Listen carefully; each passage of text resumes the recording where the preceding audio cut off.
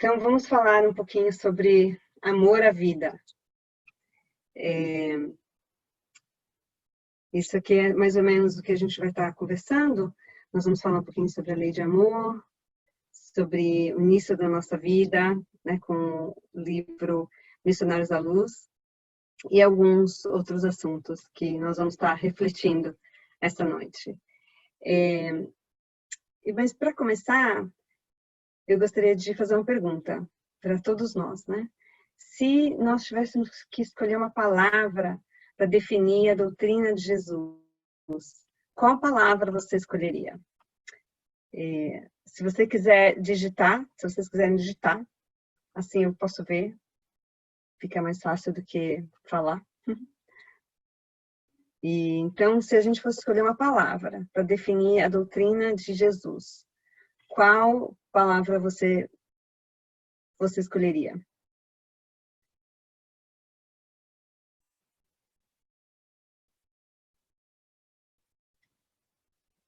Okay. Então, vocês escreveram caridade, amar, humildade, amor. Muito bem, dedicação, é tudo isso mesmo, né? Mas é interessante que no Evangelho segundo o Espiritismo, quando nós falamos, né, sobre o amor, sobre os ensinamentos de Jesus, fala assim, que o amor resume a doutrina de Jesus. Então, né, para a gente pensar um pouquinho, o amor resume a doutrina de Jesus todinha. Porque é um sentimento por excelência, e os sentimentos são os instintos elevados à altura do progresso feito. E aí, assim, no nosso início, nós tínhamos o quê? Instintos. Aí a gente foi avançando um pouquinho mais, começamos com as sensações. Aí mais instruído e depurados, né? Os sentimentos, passamos a ter sentimentos. Isso está no Evangelho segundo o Espiritismo, capítulo 11, item 8, e é Lázaro quem fala isso. E o ponto mais delicado do sentimento é o amor, que é a resposta que alguns de vocês deram, né? E os instintos, né? Quando nós pensamos nos instintos, são a germinação e os embriões do sentimento. Ali tudo começa. Então, trazem consigo o progresso, como a glande encerra em si o carvalho. E o que é essa glande, né? Então, os frutos do carvalho, eu não sei, eu nunca vi um pessoalmente, eu só vi a foto, mas eu só vi o carvalho depois. Mas, olha só, esse passarinho, ele tá com essa fruta, né? Essa semente na boca. E essa sementinha é que vai gerar, né? Essa que está aqui na mão também, vai gerar essas árvores tão grandes, né? Frondosas. Então, quando a gente olha aqui a sementinha, não dá para saber que a sementinha vai virar essa super árvore bonita, né? Da mesma forma, e isso tudo por causa da lei do progresso, né? Da mesma forma, acontece conosco, porque nós somos criados, né? Simples e ignorantes, e aí a lei do progresso faz com que nós cresçamos, aprendamos e também, né? Vamos dar nossos frutos e nos melhorarmos. Então, é interessante ver, embora não se dê para perceber, né? A gente olha pequenininho ali, mas um dia vai chegar esse carvalho. Assim como nós também vamos chegar a ser espíritos, né, elevados e sabendo amar a todos, né? E vamos chegar lá. Okay. Agora, olha só que interessante. É muito legal porque no Evangelho, ou mesmo no Livro dos Espíritos, nós lemos às vezes e aí entendemos uma coisa, né? E fica gravado na nossa memória uma determinada coisa. E aí nós lemos de novo e enxergamos uma outra coisa que não tinha visto antes, né? Então, eu achei muito interessante isso que o Fenelon falou. Ele diz assim, o amor é de essência divina e todos nós, do primeiro ao último, tendes no fundo do coração a centelha. O que é centelha? A faísca desse fogo sagrado. Todos nós. Mesmo aqueles que nós hoje sabemos que faz coisas que não são boas, né? Tem escolhas que não são legais. Todos nós temos no fundo do coração essa faísca desse fogo sagrado, né? E aí o Lázaro diz um negócio muito legal. Ele fala assim: o espírito precisa ser cultivado como um campo. E assim, para e pensa um pouquinho, como que nós cultivamos o campo? O que precisa? É tão interessante que eu comecei a olhar o que precisa para cultivar o campo, aí eu acabei achando uns artigos muito legais falando sobre como cultivar o campo, para que ele produza, não só produza, mas para renovar o solo, e assim, artigos falando no número da nossa população que aumenta e a terra continua, né, o mesmo tamanho de terra para plantar, e o número da população aumentando, muita coisa legal. Então, assim como existe essa preocupação, né, com o campo, também essa preocupação com a gente mesmo, né? Mas o que a gente precisa para cultivar o campo? Quando a gente pensa em plantar uma fruta, um vegetal, o que nós precisamos, né? Precisa do solo, né, em primeiro lugar, precisa de luz, precisa de água, de nutrientes. Olha lá uma palavra que faz tempo que a gente não usa, humus. Plantar na época certa, colher, né, quando os frutos estão maduros. E o que é esse humus? Para quem lembra das aulas, nossa, do primário deve ser, né? É basicamente aquela composição orgânica que vem de animais e plantas que foram decompostas, né? Então tem bastante nutriente. Olha só a lei da natureza, né? Nada se perde, né? E aí, da mesma forma, né, como Lázaro diz, o espírito precisa ser cultivado como um campo. Então, cultivar o nosso interior, os nossos sentimentos. Ainda não descobri como faz o próximo. Ok, foi para o próximo.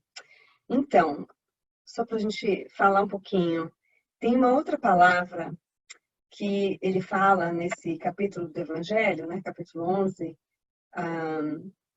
item 8, que ele diz assim: o Espiritismo tem uma outra palavra do alfabeto divino que é super importante. Alguém sabe, se vocês puderem, escreve para mim, qual palavra você acha que é essa? Que está no Evangelho segundo o Espiritismo, é uma palavra muito importante no nosso vocabulário, assim, né? Vocabulário divino, no alfabeto divino. Deixa eu ver. Muito bem. Ricardo leu o capítulo. Muito bem, Ricardo. É isso mesmo, é a reencarnação. É interessante, né? Nesse capítulo ele fala a segunda palavra, uma outra palavra, né, do alfabeto divino, é a encarnação. Aqui, a reencarnação. Agora, como se dá o início da reencarnação? Parece simples, né? Nós não lembramos. Então, pensamos, é simples, você vai no hospital, a pessoa teve nenê, você leva o nenê para casa, né? Não é exatamente assim. Tem muita coisa que acontece antes de pegar aquele nenê super fofo né, no hospital e levar para casa. E um processo extremamente complexo. E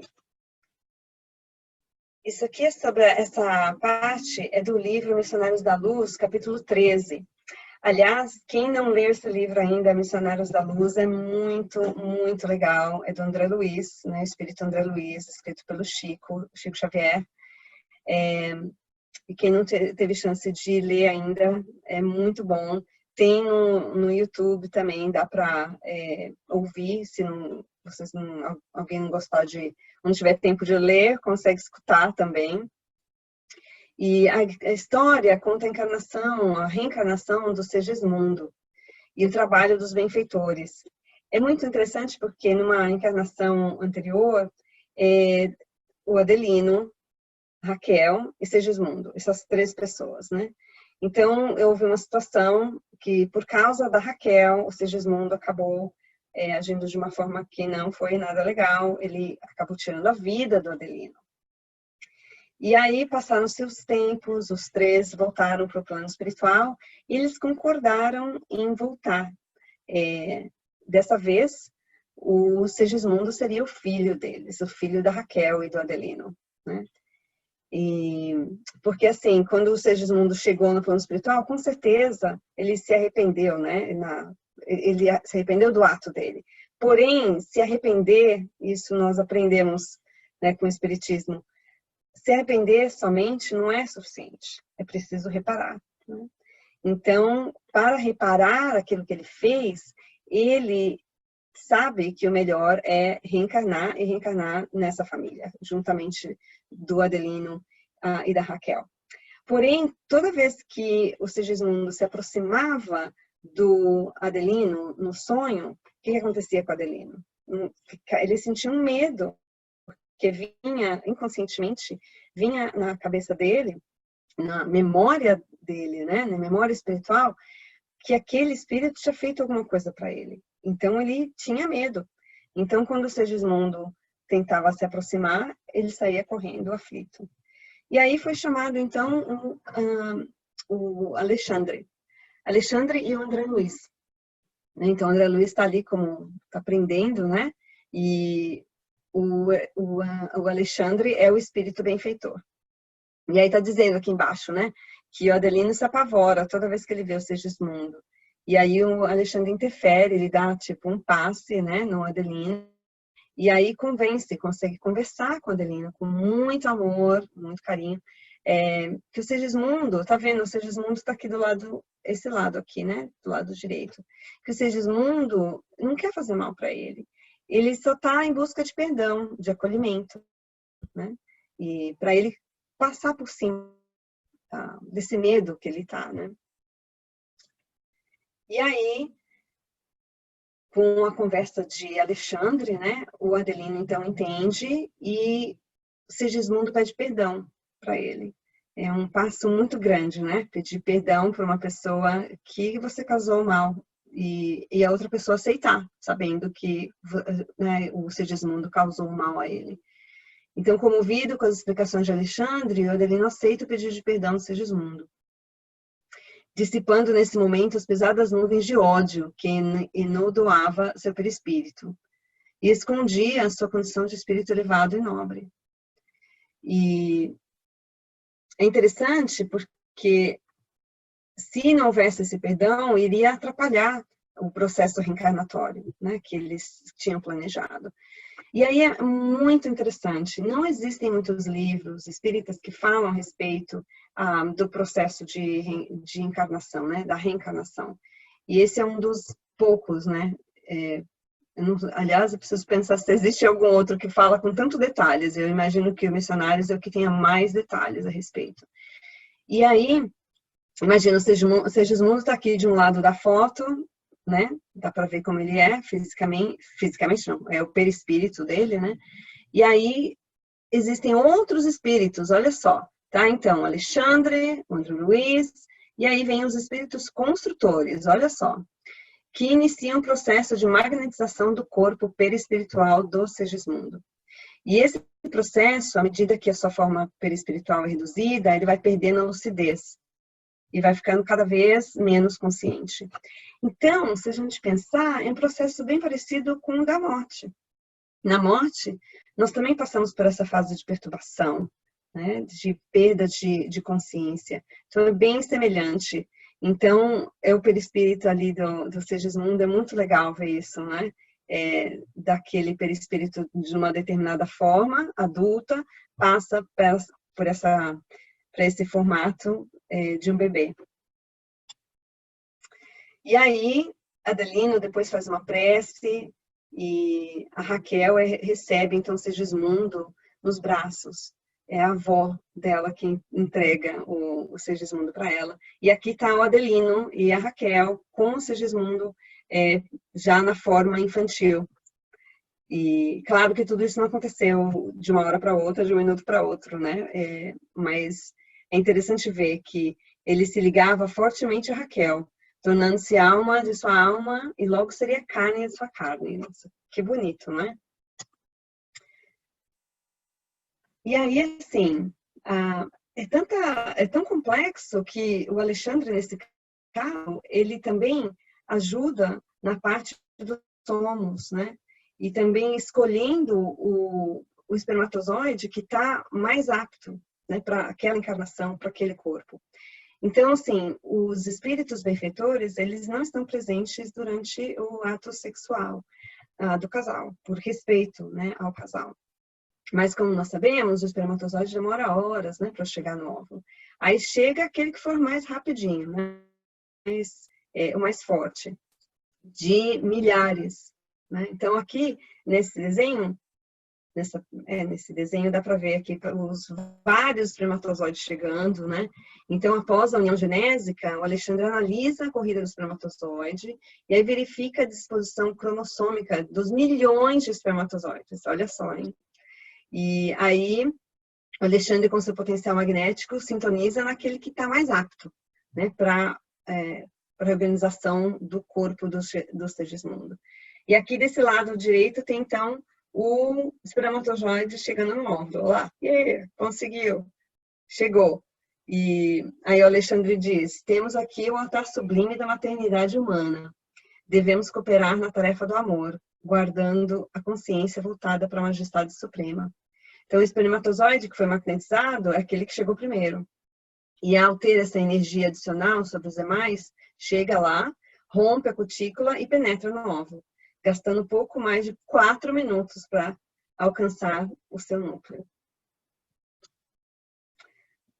E aí depois a gente vê aqui, né, sobre o influxo magnético dos consultores espirituais, você vê que o trabalho não acabou, como é complexo, né?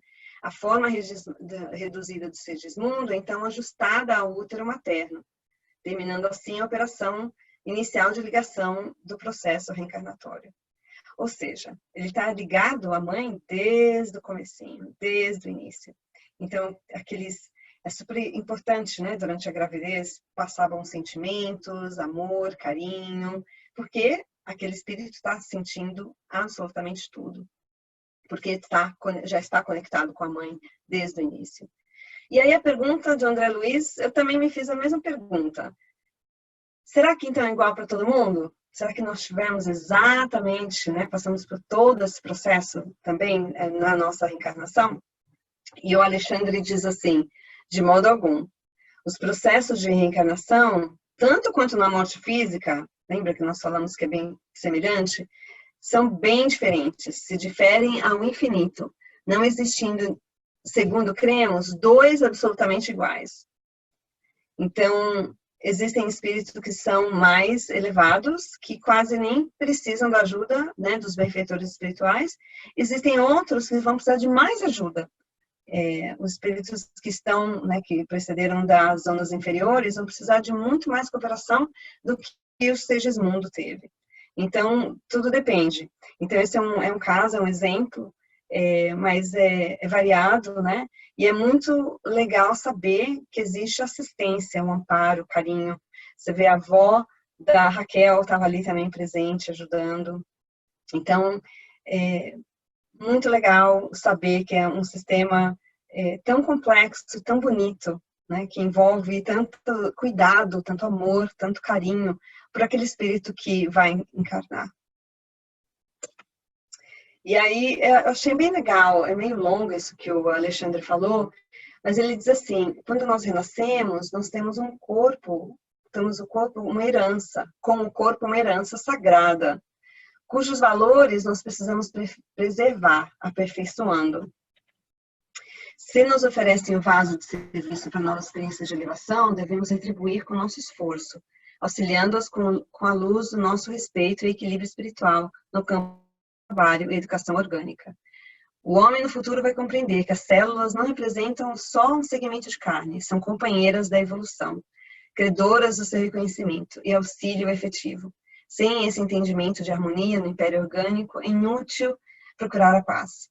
Nossa, muito legal, né? A forma como ele coloca o nosso corpo, como o nosso corpo é sagrado, é importante. Então, assim, a gente vê como é complexo o trabalho que existe no plano espiritual, o próprio trabalho do espírito que vai encarnar também, né? Não só o trabalho, mas também de estar ali durante aquele processo, né? Para ficar, para o perispírito se diminuir de tamanho e poder se conectar à mãe. Então, apesar de todas as dificuldades, né? Olha só por tudo que nós passamos só para chegar. Aí começa, né? Começa os 9 meses de gestação. E essa frase do Chico é bem legal. Ele diz assim: já vivemos muitas vezes, estamos com as pessoas certas para aguçarmos os nossos corações e resolvermos os nossos problemas. Na reencarnação, ninguém erra de endereço. Então, se nós achamos que nós estamos na família errada, nossa, aquele irmão, aquela pessoa que não é legal, não. Nós não estamos na família errada, a reencarnação não erra de endereço. Agora, é muito fácil pensar assim, amar a vida, né? Já falando um pouquinho agora do amor pela nossa vida. É muito simples amar quando tá tudo bem.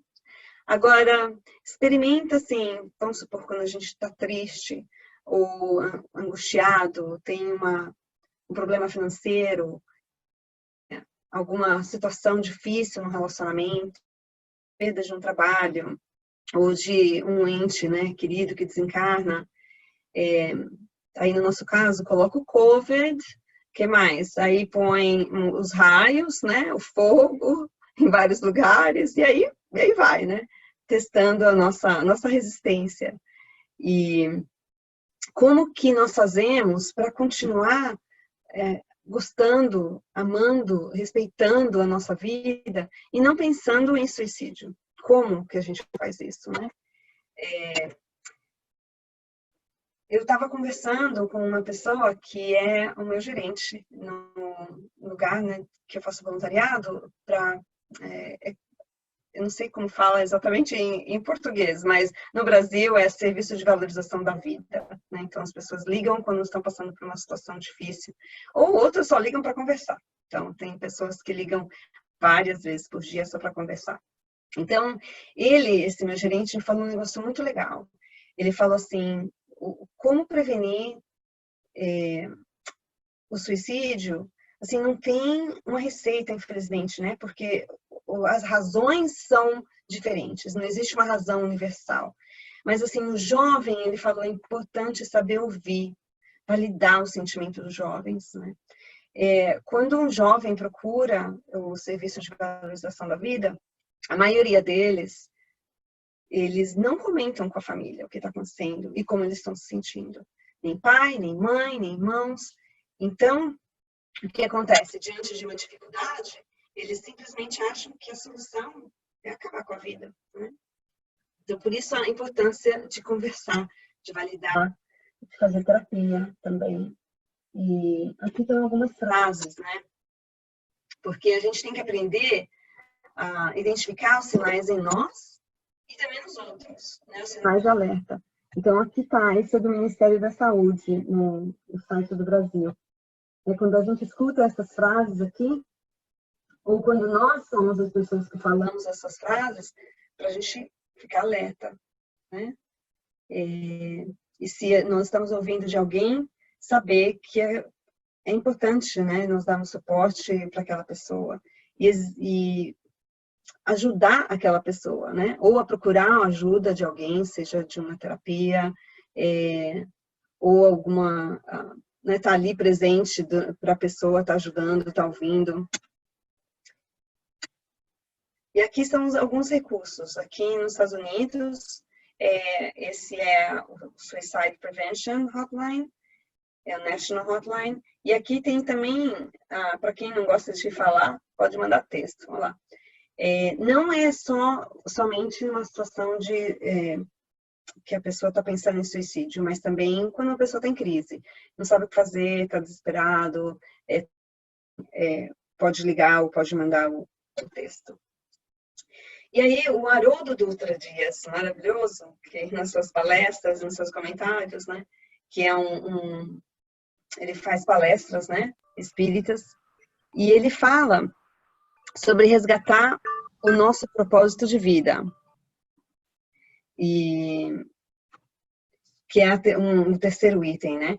Então, essa vai ser a nossa lição de casa, perguntar qual é o nosso propósito de vida, qual a nossa missão. Então, hoje à noite, antes de dormir, nós vamos começar a pensar qual é o nosso propósito de vida, qual é a minha missão.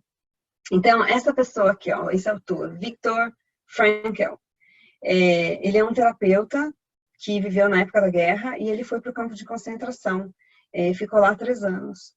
E ele desenvolveu uma terapia chamada logoterapia. E aí ele fala sobre aqueles que enxergam um sentido da vida, passam por todas as dificuldades e conseguem sair com integridade psíquica. Então, saber qual é o nosso propósito, qual a nossa missão é super importante. Entender o porquê que nós estamos aqui. Não precisa ser uma missão, eu vou construir um hospital para 3.000 pessoas, não é isso. Mas ter a nossa missão, nosso propósito, né? Todos os dias, o que nós vamos fazer. E esse aqui é o Viktor Frankl, e esse aqui é o nosso homework, né? Nossa lição de casa. Se você não sabe qual é a sua missão na vida, já tem uma, encontrá-la. Então, isso que nós vamos fazer, começar a partir de hoje, tentar refletir sobre qual a nossa missão. A outra coisa que nos ajuda, né, na prevenção do suicídio e do desânimo é resgatar a nossa conexão com Deus. Deus é a força, né? É Ele, a força vem dEle. Então é preciso que a gente se conecte com Ele. E Ele criou cada um de nós com muito amor. Nós vimos, né, quanto aconteceu para a gente chegar até aqui. Então é preciso que a gente saiba silenciar, fazer silêncio interior, entender qual que é a nossa vontade, a vontade de Deus a nosso respeito. E qual que é a nossa vontade também. E Deus, Ele age através das pessoas, das circunstâncias, do tempo. Ele não vai aparecer na hora do problema e falar, eis aqui, você tem 3 pedidos, qual é o seu primeiro? Não. Mas Ele vai utilizar as pessoas, as circunstâncias e o tempo para nos ajudar, para nos responder. E aí tem no livro Renúncia, a Alcione, é um espírito muito elevado e ela vai no umbral para ajudar a resgatar um espírito que ela gosta muito, né, que ela ama. E aí ela deixa esse espírito com outros espíritos, né, benfeitores, que vão cuidar da encarnação desse espírito. E ela fala assim, cuida bem do meu tesouro. Então, nós somos o tesouro de Deus. Nós somos criados por Ele, com muito, muito amor. Então, na hora da dúvida, da dor, da tristeza, da incerteza, que a gente possa saber fazer silêncio interior e nos conectar com Deus. E a outra coisa, a última coisa, que assim, o último passo, né? Mas não se restringe a só isso, tem várias outras coisas, né? Que eu coloquei só alguns para prevenir o suicídio, é cuidar da nossa alma. Lembra do que Lázaro falou? Cultivar nosso campo espiritual. Então, esse bebezinho aí que está se olhando, ó, que a gente saiba se observar nossas tendências, observar como que nós agimos na hora de um conflito, observar como que nós nos comunicamos, o que nós sentimos. E, como diz aqui Aristóteles, conhecer a si mesmo é o começo de toda a sabedoria. Outra coisa que ajuda muito, como diz aqui, alguém tirando os nós da nossa cabeça, né? Terapia, o tratamento espiritual, meditação, também ajuda bastante. Então, é focar num outro sentimento, sair da tristeza, do desânimo e focar num outro sentimento, né? Então, Chico Xavier disse assim, que eu jamais me esqueça que Deus me ama infinitamente, que um pequeno grão de alegria e esperança dentro de cada um é capaz de mudar e transformar qualquer coisa, pois a vida é construída nos sonhos e concretizada no amor. Então, que nós saibamos amar a nossa vida, apesar das dificuldades, apesar dos problemas, olhar o lado bom, achar o nosso propósito, a nossa missão, que vai nos ajudar muito. Essa é a bibliografia. E eu vou deixar essa frase aqui para a gente pensar um pouquinho a respeito. E eu gostaria de agradecer o carinho de todos. E nós vamos fazer, então, as vibrações.